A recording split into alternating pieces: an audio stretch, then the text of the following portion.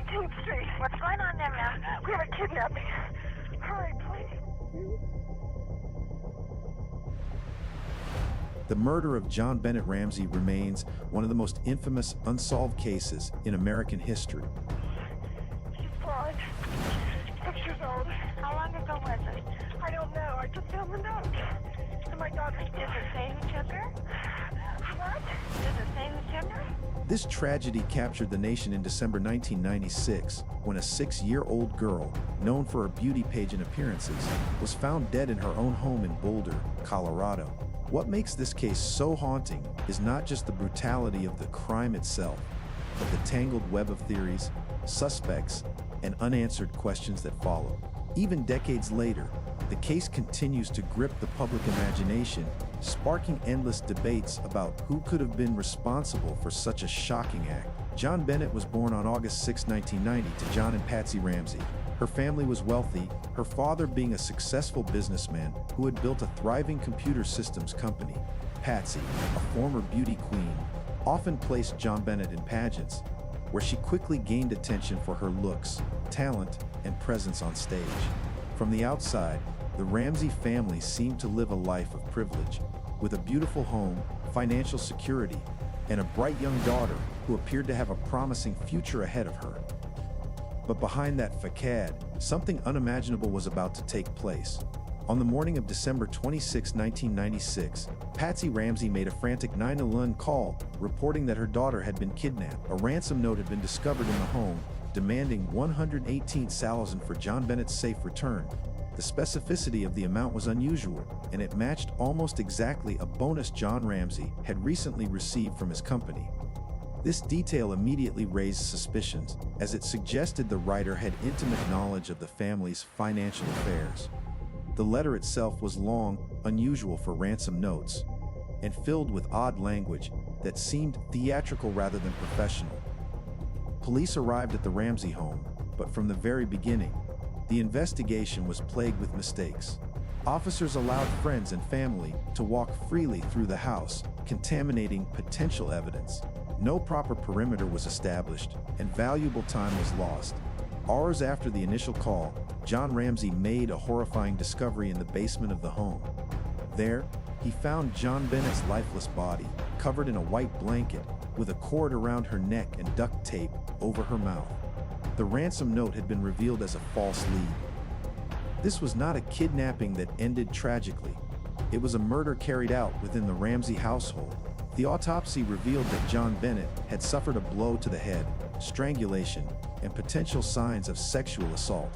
The brutality of the crime shocked investigators and the public alike.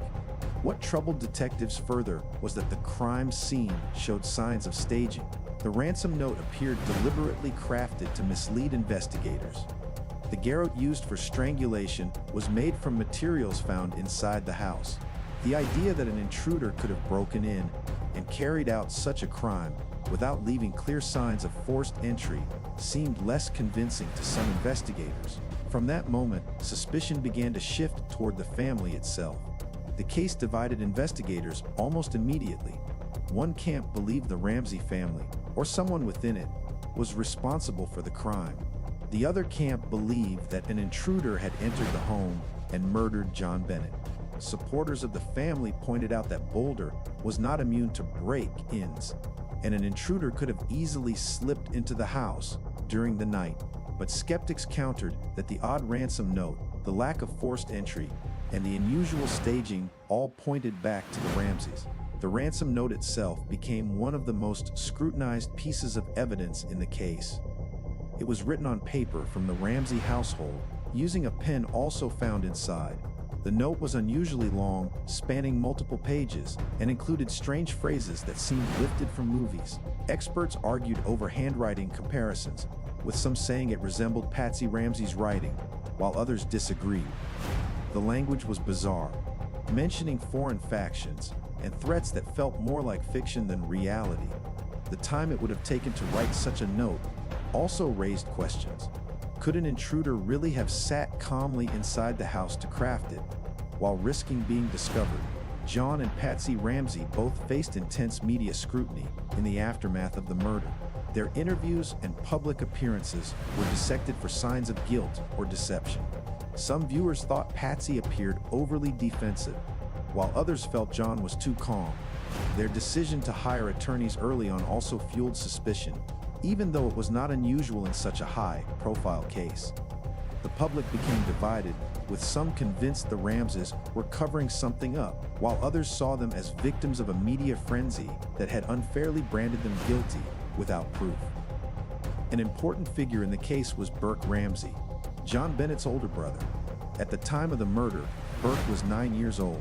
While some theories suggested he might have been involved in a tragic accident that was then covered up by his parents, there was never conclusive evidence to support this claim. Nevertheless, Burke remained a figure of public fascination for decades. Interviews he gave later in life only fueled more debate about what he might know and whether his behavior seemed unusual or not. What is especially interesting is how the case turned into a battle between law enforcement and public perception. Early leaks to the media painted the Ramseys as prime suspects. Tabloids ran sensational headlines, turning the tragedy into a spectacle. Every action the family took was scrutinized, from their body language to their statements. This relentless coverage shaped public opinion in ways that may have harmed the investigation. The truth became harder to separate from speculation, and the case became clouded in controversy. Investigators did consider intruder theories seriously. One line of thought suggested that someone obsessed with JonBenét might have broken into the house. There were open windows and an unlocked door that could have provided access. A broken window in the basement was discovered, and John Ramsey admitted he had previously broken it himself when locked out. But critics argued it could also have been used by an intruder. DNA evidence found on JonBenét's clothing did not match any family members, which some experts argued pointed to an unknown suspect. This DNA profile became one of the strongest pieces of evidence supporting the intruder theory. Over the years, multiple suspects emerged. Some were convicted sex offenders who lived nearby. Others were individuals who made false confessions for attention or due to mental illness. One of the most notorious was John Mark Carr, a schoolteacher who falsely confessed to the murder in 2006.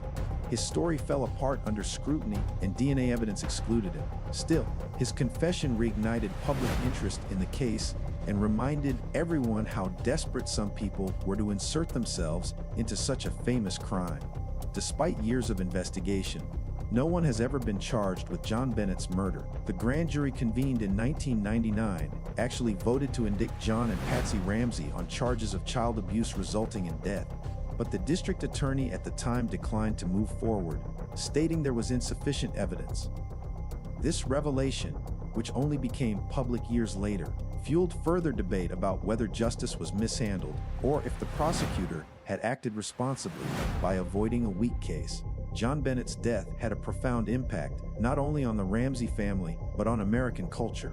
It sparked debates about child beauty pageants, the role of media in high-profile investigations, and the failures of law enforcement when handling sensitive cases.